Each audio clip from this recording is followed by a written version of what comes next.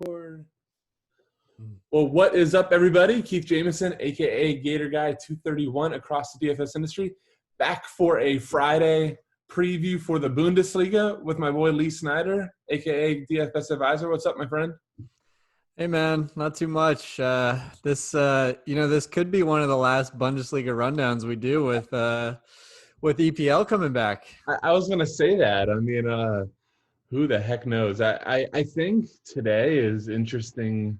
Actually, you know what? I guess it's not, because I was just going to be like, they kind of just like chopped off these showdowns, or I don't know if you noticed that they're all the same, like $15, 784 people prize pool. So I don't know if they know what they're doing right now. I mean, today's going to be wild. We have like 4 showdowns with an hour in between each one. Yeah, and I think that was the right decision. Like, I made a comment on Twitter that I just think that I think the Liga one was just stupid. Like, not only that, but like I'm gonna do a little like preview about all of them, but like the pricing on it's just insane. Like, you can't make a lineup that you like on that 2-gamer. Yeah, yeah, I haven't looked at it. Don't. I mean, I think Laird had it right. Like, we don't have to play it. I mean, I'm going to, but I think that you're smart enough to play it. Yeah. But anyhow, you would be very not smart to not play this Bundesliga slate, because I think this is if you are a optimal type of player, which I would rather there never be a goal ever again. This might be the slate for you. I think that it is flooded with high floor guys that are priced fairly appropriately, and then you have some of the goal dependent or less high floor guys that are really priced out of the range. So you're really kind of circled to the crosses. Are you seeing this the same way? Yeah, I don't know if you can see, but I'm wearing yellow here for Dortmund because I like overpriced players on DK slates. Well, so I think we're seeing the same way. I think it's like you open up the slate. Let's go to the odds, and we can just kind of talk about some of like what we're seeing here. So let me scroll up here. Odds. So we do have Dortmund, as you're saying, is the biggest favorite on the slate. They are minus 280. And then away. And then we have Wolfsburg, the second biggest favorite, minus 145. The rest of the games are relative pick'ems. You have slight favorites at home, but not enough to even get over even money. So why don't you go ahead and talk Dortmund real quick, with them being the biggest favorite on the slate and the highest priced guys on the slate as well. Yeah, I mean, I think it's what we've seen in a few of the past slates where we've had Dortmund as the biggest favorite. Obviously you cannot argue that the Dortmund guys have the highest goal upside, but the way they're priced and, what you're getting in terms of a floor, I mean, you need at least a goal from some of these guys just to hit value, and to get hurt by it, even in GPP, you're going to need a brace out of a guy like, Sancho. So I think you can, at least the way I'm looking at it, I don't need any Dortmund piece in a cash or optimal build. Correct. And I think what's super interesting is, so I think back to the first slate when they were big favorites, and it's like, here comes the hot take. You don't need Dortmund. They score 4 goals, but if you remember, outside of Guerrero showing up with 2, he was the only guy that had like any ownership. And I think tomorrow's the same way. Like, Sancho could show up with 2 or 3 goals. And yeah, like GPP is going to hurt, but in cash games, you're going to see that happen. I don't think you're going to see your little icon move very much. I just don't think people get there.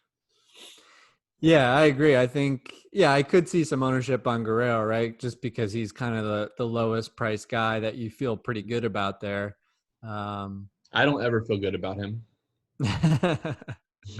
No, because he can always show up with a 4-point game. Dude, like that showdown, I made a couple builds, but I was mostly light on Guerrero just because I don't like his DFS game. I'm sure he's a great person in real life. I just don't like him in DFS.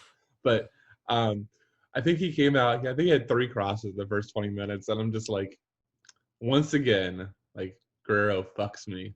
And I don't know if you saw it. It took, I think, another 60 minutes for him to get another cross. And I'm like, oh, this guy. This is probably, he's liable to show up with a brace too in a game like this. So who knows? And I mean, that's the thing with Dortmund that's just so difficult because there's like such fluidity in their attack. Like if you just like look at these maps and if you even watch them, just those wing backs can, either just kind of stay wide, but like so often it's like the ball, especially when Holland comes in and he's in, they just literally just bomb down and just kind of work off of Sancho or Hazard's movements. And, you see Hakimi in the box so often. So it's just, they're a threat. But they just come with, no sets. So I guess Guerrero's half the sets, but like the Hakimi, no sets and a few crosses and just hope that it's part of the goal. I do think that the Wolfsburg second forward is going to be kind of like, I just think it's such a good slate. Let's go there. Let me just kind of like go over the rest of the odds and let's just go in the players. So I love talking about the constructions here. So again, Wolfsburg second biggest favorite, and then I think the most interesting match, and I'll let you kind of share a couple of things on this, is going to be down here, which is Werder Bremen versus why do I always forget? Is it Dusseldorf? Is that Paderborn? Paderborn, Jesus. Paderborn. why don't you talk about like why that game's gonna be so damn interesting from a DFS perspective? Yeah, I mean, on the face of it, I think it's the two very bottom teams in the Bundesliga, so it could go overlooked. But yeah, it's very evenly matched. So I think you're going to see production from a DFS standpoint on both sides of it, and then you're potentially getting some very nicely priced set piece takers.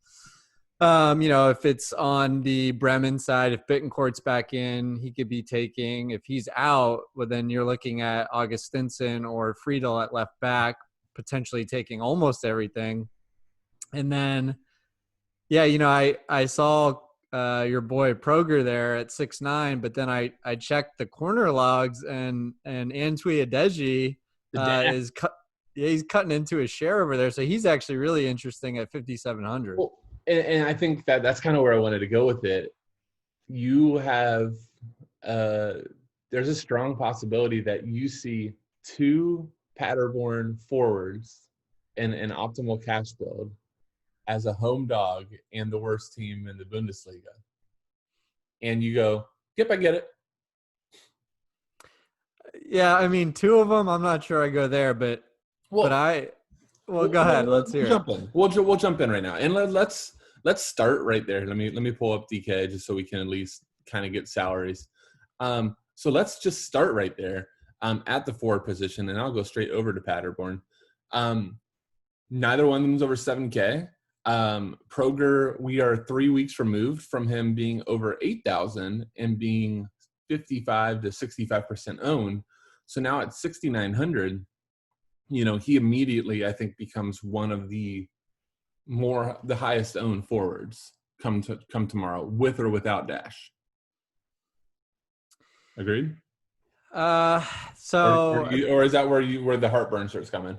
Well, personally, there's a player that costs only a few hundred more that I probably have some more interest in. Yeah, Bracalo. Bracalo. But I mean, the way I see it is we have an unclear set piece situation between Proger and Adeji, right? Mm-hmm. It's going to be some sort of split. And I think I rather just take the $1,200 discount there. But then again, it depends where you are in a build, right? If you have enough for Proger, then I don't have a problem with that. Yeah, and I'm more so making the point that I think there are a couple of builds where you want Bracalo and you find yourself a couple hundred short, and so then you got Proger there, and my conversation with myself has become, is it really that big of a difference between the two? In terms of like who I'm trading off, or is it just the DFS builder in us that goes, man, I really want some Wolfsburg exposure. So let me take Bracalo, and then I gave up a player or like a build I liked more to get Wolfsburg's exposure, and he subs off at 65 because since Lee mentioned to us that he always subs, I think he's played how many straight 90s? I think the last two. Yeah. I think since we both talked about how he always subs off, he's 2 straight for 90. But you get one of these 65s, and he's sitting there with 6.5 DK, and you go, huh? Well, that didn't work. Yeah, and I wish I could like give people some more detail on why he's played 90 the last two. Like I don't know if his fitness was lacking before or the coach just trusts him more now, but I don't know what the answer is. Yeah, and I mean that's one of those things, especially with 5 subs, we're never going to know the answer because remember, like 5 subs means half of the on-field players can sub off if the coach wants to use everything.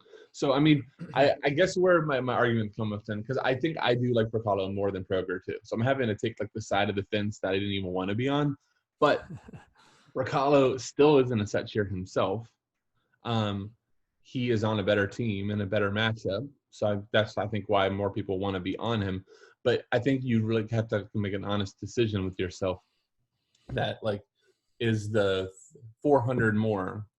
Like, if I'm having to give up a piece I really like and go down to, like, a subpar piece to get up to Bracalo, maybe I should just stay on Proger. I guess that's the argument that I would make on that decision.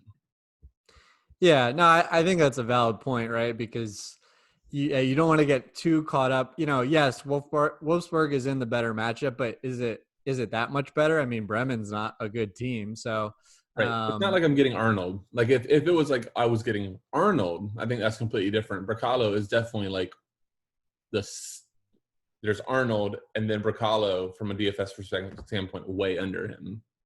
Yep. Agreed. And then now I'll just say this. We didn't talk about Dash at all. I think that's because we both really like the price that he's at. When you get split set, now keep in mind for those that are just watching that this game here with the 8 crosses was no Proger, but now he is the last 3 games 11.8, 4.4 versus Dortmund. Like they were never throw that out. Just throw it out, and then 11.7 last week. Which honestly, we might want to throw out half of that production versus Leipzig because of the red card. But I think it still shows you in a matchup where they, are on level footing what he can do. Yeah. I mean, he just, at that price, he's very attractive. He's getting like around a 10-point floor. So. Yeah. And I think, even when you brought him up, back, I want to say it might even be over here a few recordings ago. But it's just because, if you scroll all the way back to the beginning of the season, past where DK has the logs, I mean, he was a consistent like 6 to 10 point floor performer, even when Proger was on a monopoly. So now let's give him 3-4 corners, and we've got a great play. So I think I do think that he and Proger will be the chalk, and then obviously if either one of them is out, then the other one's just a lock. Just hit the lock button and move on. Yeah. Any other forwards from a cash perspective, like? I think we can just touch on this high end. Like this is all GPP. Sancho, Holland, Uth. Yeah, I mean, what is Uth doing at 10.5? I mean, it boggles my mind. But because they had to, if they were going to price down the God, they had to put the rest of the salary somewhere, I guess. We'll get to that. We'll get to that in a second. But I do think up here, like one name that I kind of, there's 2 names I want to point out. That I think I'm going to be on in GPP. I like them both. I think Cordoba, I think is a fine discount and a way to get some cone exposure. I hate that word, but I do think, he has how many goals this year now? 12 goals. And lately when he's been on, he scored versus Munich. Versus Leipzig before he subbed off. He's just a good player. I've watched him a few times. So I think at 8,100, he's really fair.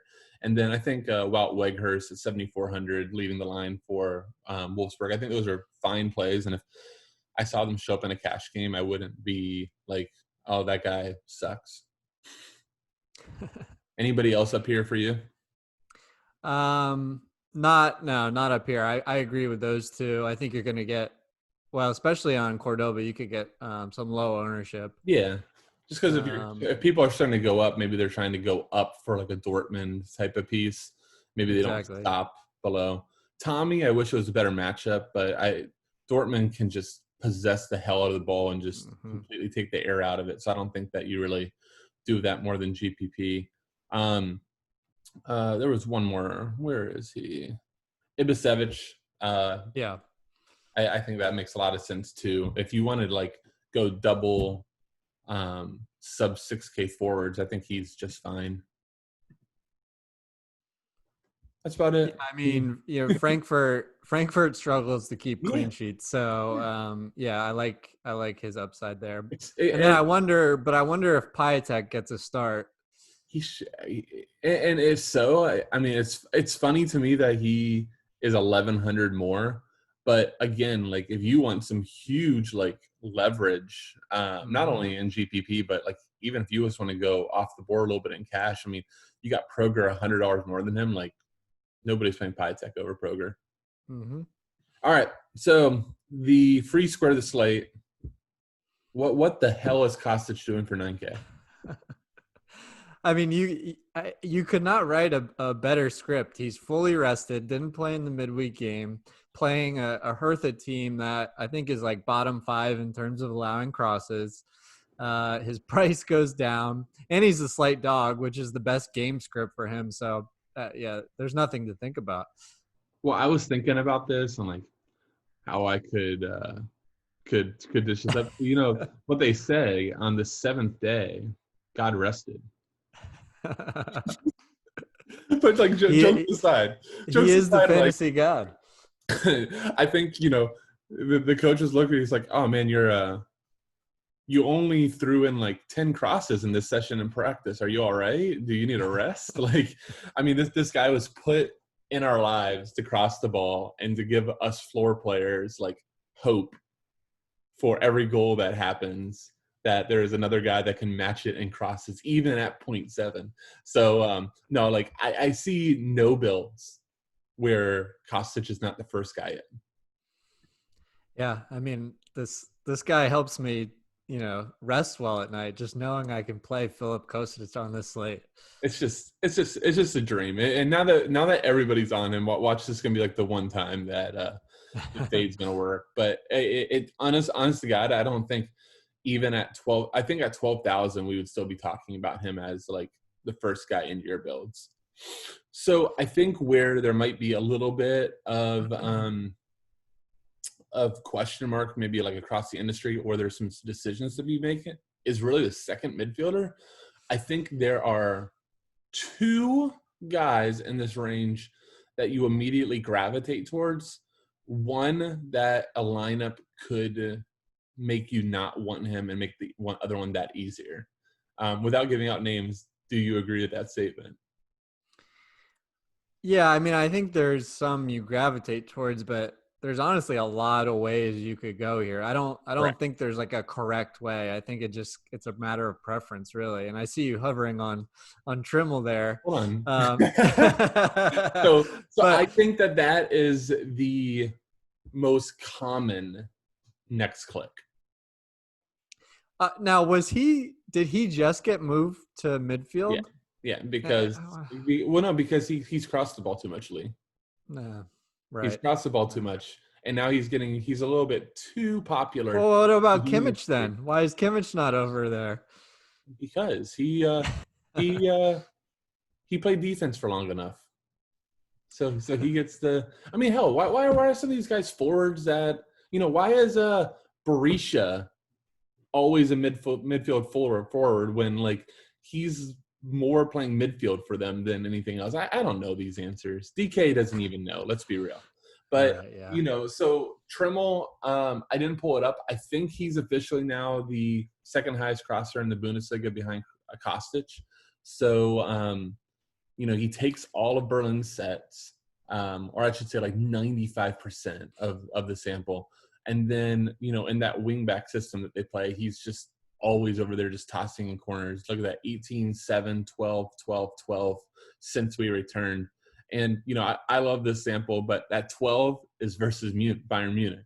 So, yeah, it sucks that he's not a defender. But personally, he'll be the next guy into my builds. Do you see like any reason that he wouldn't be the next guy in? No, if we're talking a cash build, I have Yeah, a hard cash. time getting away from him. Yeah, he's like, he's like the Kostic protege. They must have been training together over, quarantine or something. Hey, hey, you know what? We need these guys over into the EPL because I think the RotoWire guy said this. It might have been Andrew, but how like I think people are gonna forget how spoiled we've gotten with the Bundesliga and like all the fantasy goodness. Like the first time that we get, I don't know. I'm trying to think of a good example, but I don't know. Arsenal. Trying to think of the two teams in EPL I hate the most. Arsenal Yep, um, that's number one for versus me. your team. How about the first Arsenal Spurs? Actually, those games end up being good, so I'm not gonna. That's a bad one. But just like these favorites that come in, that don't cross the ball at all, that do a ton of short corners, like, and we're just gonna tilt our faces off. Versus having Kostic throwing in 23 crosses, Tremmel 16, and like that being our life. Like we're gonna miss some of this stuff. Yeah, let's take this production while we can get it, right? Yeah, absolutely. Hell, I mean, I think we might get some still, but we'll just see what DK wants to do. So the guy that I was going to mention as like the other one in the range that I think is lineup dependent is Dorita. So I think the matchup is great. Like I have no problem um, going against Frankfurt, and then I think the cool thing with Frankfurt is you always could just get these just like completely open, high scoring games too. Where Kostic is throwing in a ton of crosses. And then if you don't have Plattenhart, that's the lineup thing that you're going to see. Then you get Dorita on a set monopoly. So I think if you don't see him, that I do think that that's the situation where Tremmel is not just like an auto lock because you are thinking to yourself, could that $500 be put somewhere? Yeah, Dorita, his floor, even let's say he's in without Plattenhart. I don't think his floor is not as safe as Trimmel, but I do like the upside because I mean Hertha is favored in this game. Yep. And that's why I think the way that Bills are going to you very well we might see a lot of Ibisevic in like cash at his price because people wanting a little bit of Hertha. So like along that lines, I want to get your take on this because I've sniffed around this twice now. What's your take on the I need exposure to a team? I mean, I think there's merit to that theory, but I think people get too caught up in it, right?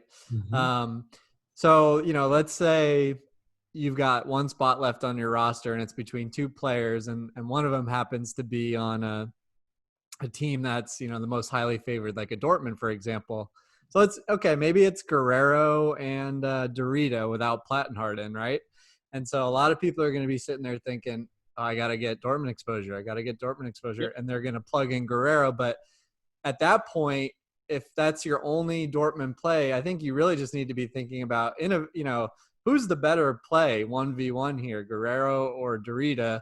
And if it's Dorita on all sets, maybe he's the better play there. So that's the way I try to look at it. And so you hit where I've done because I've seen it so often, and maybe it's just something that like I see in our Discord chat and people asking, but they're it'll be like, what's the best Dortmund exposure piece, or what's the best way to get exposure to XYZ team, and I think in GPP it's fine, especially if like maybe you're trying to like do mini stacks or whatever. I guess it's more of a tournament move, but for cash to me, it's just as like sometimes it's fitting the square peg into the circular hole or the circular peg in a square hole or whatever the heck that term is. But it just becomes like stop trying to look at what the teams are because like soccer, there's 10 on-field players and a goalie. Like if you're trying to like go, oh, I need to get this exposure. I want a piece of these goals. Like I want a piece of the Wolfsburg goal, so I need to play Weghorst, and then Babu scores a goal, and then John Brooks channels his inner World Cup self and finally scores again. Like I played so much John Brooks recently. He needs to find that Ghana form again. But my point on it, and I'm glad that you said the same thing, is it's like just saying that I need this guy for exposure to this team, I don't think ever works. I think it's you can make a little bit better argument for like a striker because he is the most likely to score, but to say that I need exposure and now I'm going to play the center midfielder that's never taken a set, I don't think that that's ever going to be right. No, I think the way it makes sense is probably, if you're between two guys and it's neck and neck in terms of, they have a similar floor. Yeah. Okay, then you go look at the matchup and say, okay, well, this guy's got the better upside. But other than that, Or I go, like you said, there's 1 4 point between them. You're honestly struggling. Maybe you go, I don't have this team at all, so maybe this spreads out my exposure. Or I have 3 others from the one guy's team, so now maybe that makes a little more sense. So I'm not so all in. Um, but I just feel like so often we make some bad decisions. It's just like goalie, and I think that it's a really interesting point on this slate is just because you don't have Dortmund in your cash build doesn't mean that you need to like rush off to Kastenmeier. yeah, agreed. Because, you could, Holland and Sancho could fail to score, but Casemiro could still have like a -8 game. When Brandt and Hakimi, each Mhm. score a couple goals. So Yep. And that's been a point I actually have been making a lot on our previews is just because you don't like that's the other like DFS soccer fallacy. I'm gonna like do a Mythbusters on DFS soccer fallacies, but um like that's the other one. Just because you don't have any of the team doesn't mean rush to the goalie because that's just like actually in a way doubling down on your bet that team is gonna suck. I mean, hell, I was the king of it the first 2 weeks in Bundesliga, so maybe I've learned my own lesson. So anyhow, all right, detour over on this stuff. So let's talk about the rest of the midfield. I was down a goalie to figure out what the guy's name was. Who else do you see in the midfield range? I'm not gonna lie, I haven't done a ton of midfield looks because it was like Kostic and Trimmel right away. yeah, I mean, those two are the most. I mean, you've got Arnold, but he's up there at 8,700. uh, Um, I mean, you that's a know, great. That could be a great like either like if you want to go like off the board and cash and get to an alternative construction using a high floor guy. I don't think many are going to be on him at all. no, I mean, I think let's say you played Ibisevic and Antwi, maybe you can get to him and Kostic. Well, you could over Trimmel, but I think that more often than not, you're going to go. What's the difference between Trimmel and Arnold? Not too huge from a floor perspective. Let me use that on upgrading a utility or a defender slot. Um, Yeah, So we talked enough about Dortmund. Like Akimi and Guerrero, if you want to, they're fine. Just understand their floors aren't sensational, and you really need to get part of scoring to get the double digits. If they don't get a goal or an assist, they won't hit double digits. Same thing goes with Brandt. yeah. There's a guy. DK wants us to play Brandt all the time. They have him down in Dude, that range where you're like, oh, maybe. he's bait, but he always subs. Oh yeah, 65 minutes. That's all you're getting. I mean, most of the Yeah. time. And here's the thing, I loved him at Leverkusen. Like, and you watch him for like the German national team, like that guy is so good. And Dortmund just has too many guys. They just have too Yep. many players. So there is one Dortmund guy I actually want to ask you about. You're not ready for this, by the way. I can't even find him. There he is. Give me your thoughts on Axel Witzel, because I have had in multiple builds that I land on him.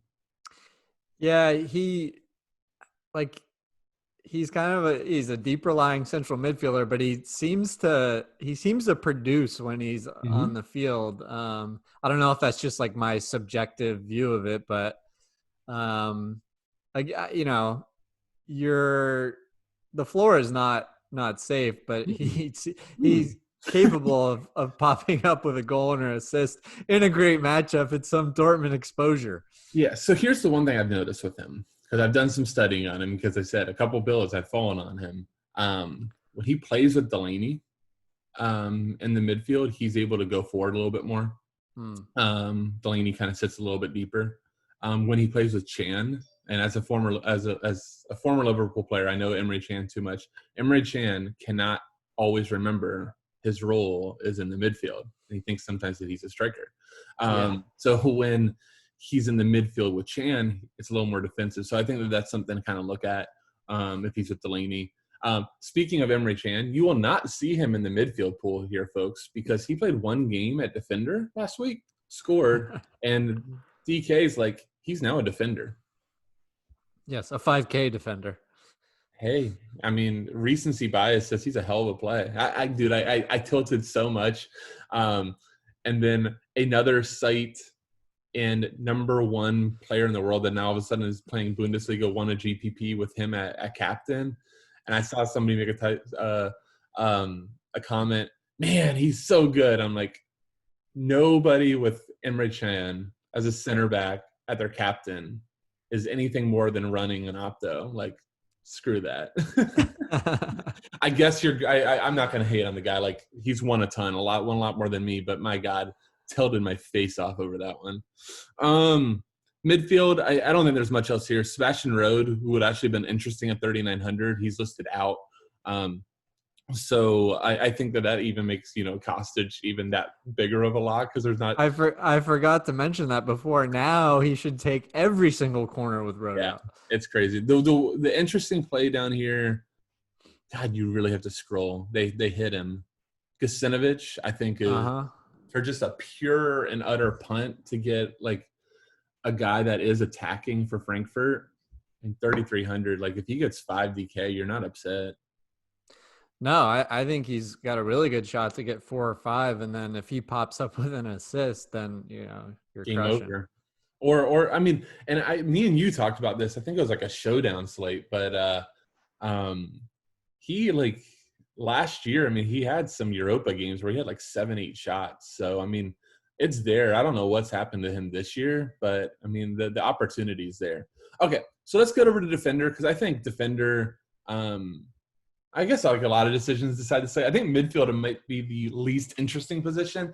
Defender has a ton of options, so maybe we're happy that Trummel's not a defender this week. But I think if I'm going to make an argument that if Plattenhardt is in, that he is the top defender on the site for me. What do you think, Lee?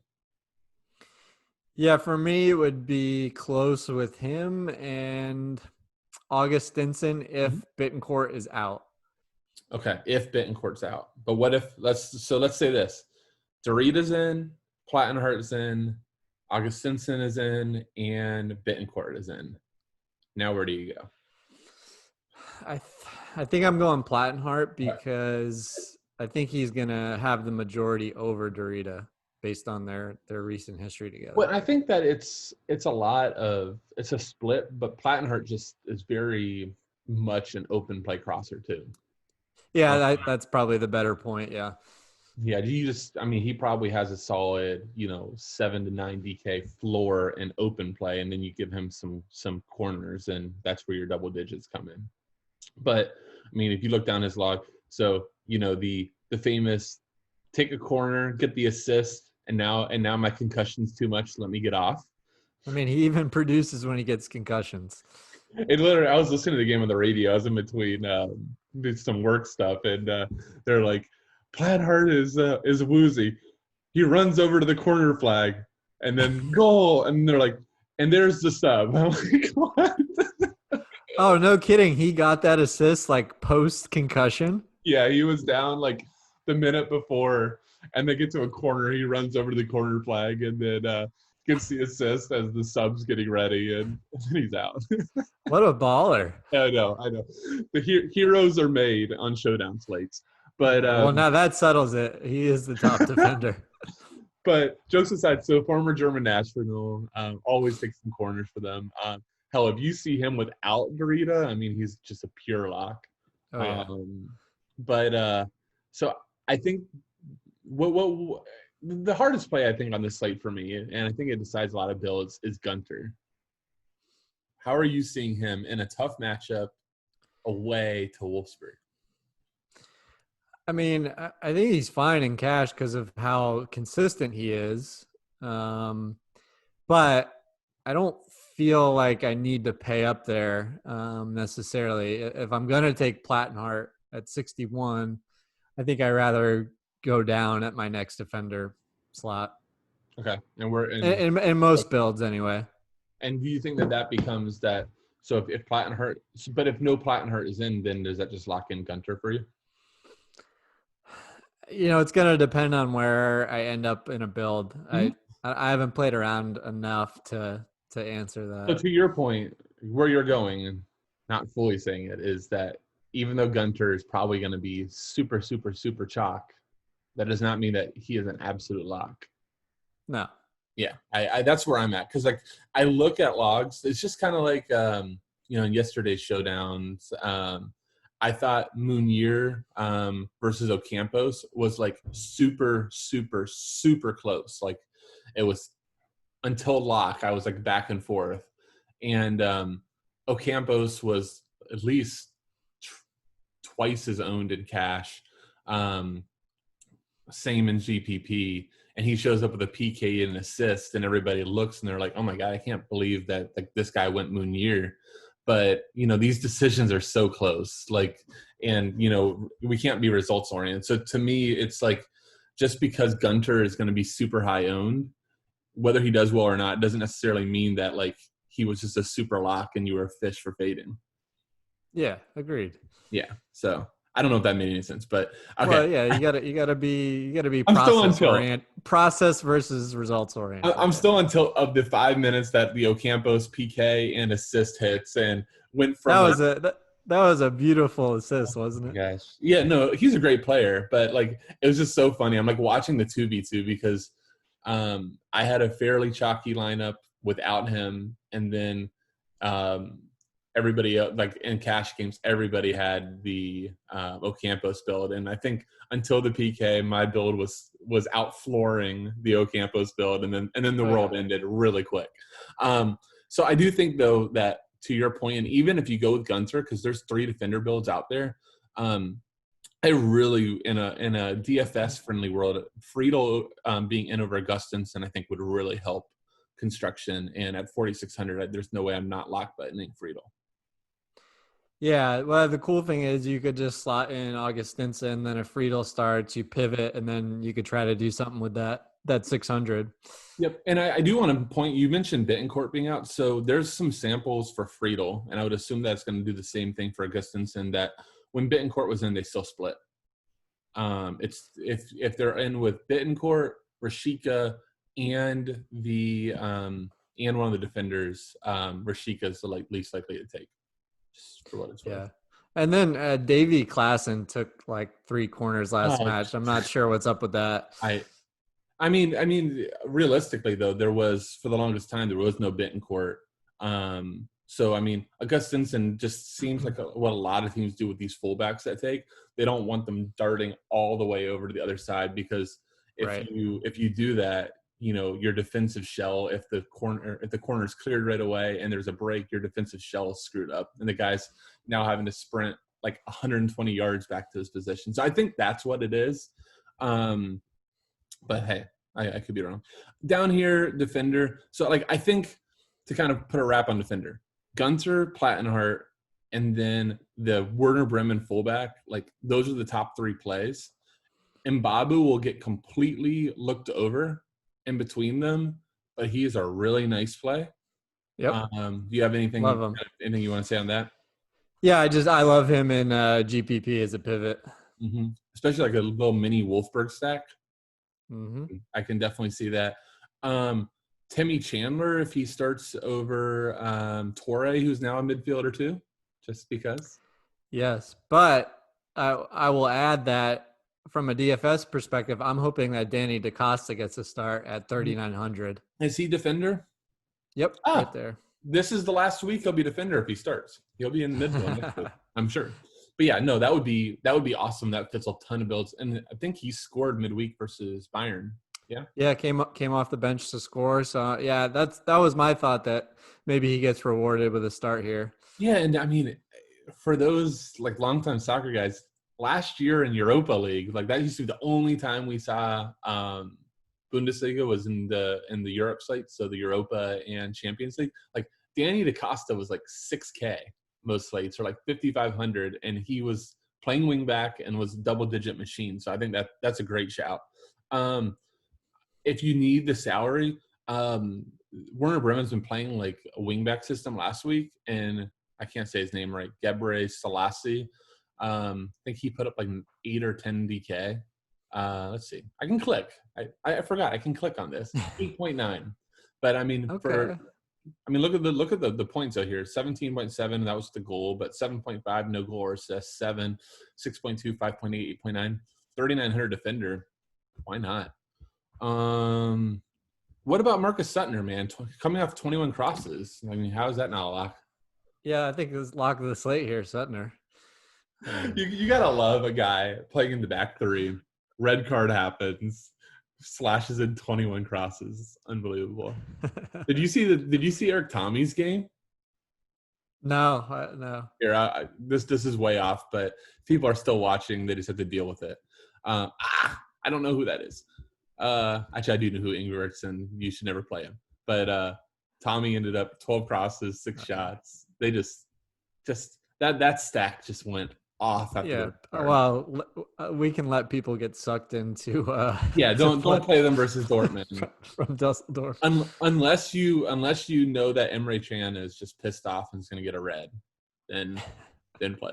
Down here, I don't remember anybody else sticking out. I'm just looking. John Brooks, hero goal, maybe. Yeah, his floor has been like decent. I mean, it's a center back. It's a center back. Yeah. Let's be real. But if you want to correlate some with 7.2 and 6.6, like you said, so good call. But if you want to correlate some with Casteels, that works. All right, let's jump to goalie. So I think there's a ton of builds, and he probably will still be chalky, Kastenmeier. But I don't think there's any way that I play him because Dortmund's just shot production just is not there. Yeah, no. Yeah, I mean, so I have Dortmund projected for the most shots on goal, like by a landslide. So, that is what you want to see. Well, hang on, I'm not done. That is what you want. That is what you want to see for a low price keeper, right? You just want that save volume because we don't honestly think that Dusseldorf's going to win this game or probably even draw it. But Dortmund just scares me because they're so clinical with their chances this whole season. And I don't Especially know. If Holland is in. Yeah, and I don't – and again, to go back to your point, it's like even if I'm mostly fading Dortmund because they're overpriced, that is not an immediate justification to come here at keeper because, like Holland and Sancho get 1 goal each. They don't pay off their salary, but then you still, Casemiro gets crushed. So, right. Yeah, he scares me a bit. Your leverage or your rationale for doing it still got fucked. It's just one of those things that you're just like, I still got screwed on this. I think that right above him, I think Schwallow may end up getting really popular. I mean, he's the guy that I was trying to target because we've seen Wolfsburg struggle, and we've also seen Wolfsburg pump out some shots too. So I think that it makes sense from that perspective. And Freiburg's not that bad. That's where I think. They like Freiburg is one of these weird teams that they're like a mid-table team, but they will just let their opponents like have the ball and pump in shots and crosses. So it actually works out pretty well for their keeper. Kind of like Burnley. I'm starting to try to like get my EPL juices back. Right. Let's let them shoot outside the box. We trust our goalie to take it. I mean, that's why Tom Heaton was such a god for so long. Yeah. Was it Heaton or are they a Pope now? Well, it's Pope now, but if you remember, like Heaton went through a stretch, I don't know if it was last year or 2 years ago, but I think he had like 15 saves versus Man U, and it was like 30-something points, and then he followed up the next week. He had like 26. Just awesome. That was a great. As a Spurs fan, like Burnley is the epitome of a team that I hate to face because they're just going to sit 11 behind the ball and just frustrate the hell out of you. And then count. I mean, we're going to go off on it, but that used to like, for people that don't know, like that's why Wolverhampton is like their record versus the top 6 is just so insane because Nuno has no problem just going, I'm just going to sit everybody behind. Tells Raul Jimenez, and sometimes even put Wood versus City earlier this year, put Traore by him and said, guys, like, don't cross midfield. Just wait for one moment and go. And I think it was like the first time they touched the ball in like the 59th minute, they score, and then Traore scores another one on top. Like those type of teams that have a ton of discipline and will actually do it, like they're so dangerous. But I mean, I don't know enough about Freiburg, but I've seen like you, it does seem like that might be the chance because they frustrated the hell out of Leipzig a couple of weeks ago. Yeah. Exactly. I do just want to bring up, I think the only other goalie I just want to bring up, like you can go up in the top, but I think if you just want like somebody low owned that maybe could like break the slate, Jarstein here.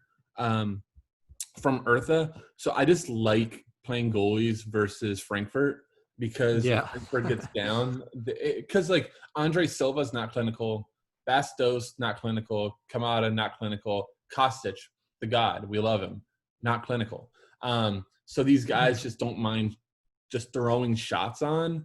And so it just gives you a good save upside. And, you know, if they're not finishing, you can really get a lot of saves and maybe a clean sheet win. And then all of a sudden your goalie shows like 22.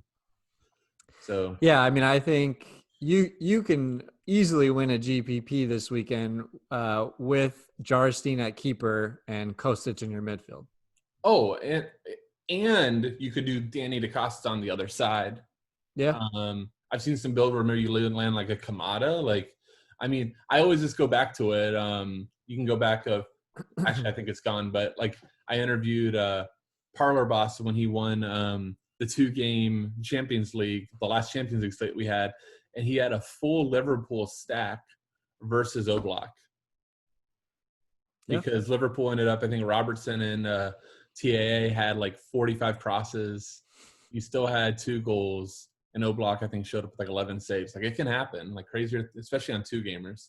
But you have any other final thoughts on this slate before we get out of here?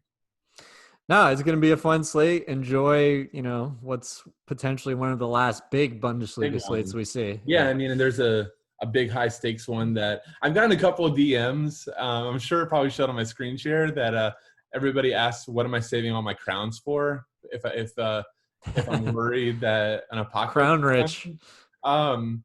I don't actually have a good answer. I hold on to them like they're my treasure. I think that's what DK wanted. But I have enough for that. I think it's a 444. I have enough left over, so I don't know. It might be time to redeem. When it first came out, I'm like, I think this might be the time I want to do it. And then I saw Dortmund as the biggest favorite, and but I do think that there's a lot of routes to build that are not Dortmund, so I'm feeling a little bit better. Guys, good luck this week. Lee, appreciate it as always, and we will talk to you maybe midweek for EPL. We'll figure it out. We'll tweet out when we're doing the next one, all right? Good luck. All right, buddy. Take it easy.